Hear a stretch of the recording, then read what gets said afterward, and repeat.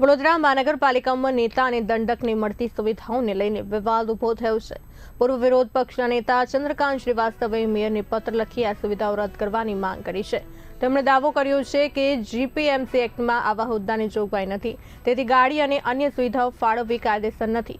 ચંદ્રકાંત શ્રીવાસ્તવે વધુમાં આક્ષેપ કર્યો કે નેતા અને દંડકને મળતી ડિસ્ક્રિશનરી ગ્રાન્ટનો ઉપયોગ ભાજપ કાર્યાલય માટે થઈ રહ્યો છે, જ્યારે કોંગ્રેસ કાર્યાલયને સમાન સુવિધા આપવામાં આવતી નથી। તેમણે આને ભેદભાવપૂર્ણ ગણાવી તમામ સુવિધાઓ તાત્કાલિક અસરથી બંધ કરવાની માંગ કરી છે। એવું કહે છે ખાલી મેયરને ગાડી આપવાની, અને કાયદામાં કોઈ જગ્યાએ એવું નથી લખ્યું કે 10% હોય તો જ આપવાનું, કારણ કે અહીંયા તો એમના 2 ચૂંટાઈને આવતા હતા તો પણ વિરોધ પક્ષનું પદ આપતા હતા। કયા બોર્ડની અંદર એમને એવું નક્કી કર્યું કે સભામાં ઠરાવ લઈ આવ્યા અને કે ભાઈ 10% હોય તો જ આપવાનું?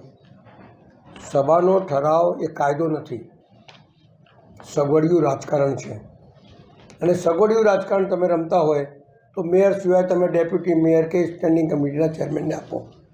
તમે પોતે પદ ઊભા કરી અને ગાડી કોર્પોરેશનના ભાર ઉપર મૂકી દો।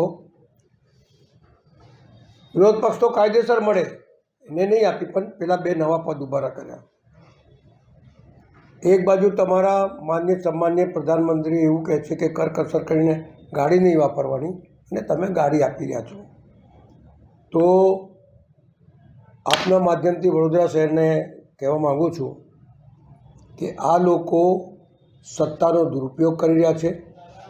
કોર્પોરેશન દ્વારા એમની ચૂંટણી પ્રચાર કરી રહ્યા છે, કોર્પોરેશન દ્વારા ગાડીઓનો ઉપયોગ કરી રહ્યા છે।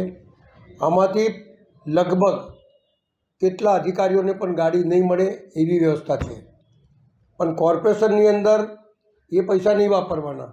આખા વડોદરા શહેરમાં ચારે બાજુ પાણીની બૂમો પડી રહી છે, ગંદુ પાણી આવે છે, ઓછું પાણી આવે છે, પાણી નથી મળતું, બધું ત્યાંની વાતાવરણ પેદા નવા તાઇફાઓ લઈને આવવાનું।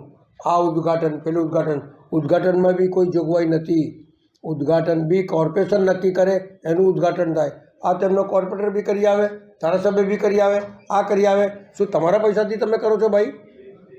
લોકોના પૈસાથી લોકોને લીધે વાપરવાના છે, નહીં કે તમારી પાર્ટી માટે વાપરવાના।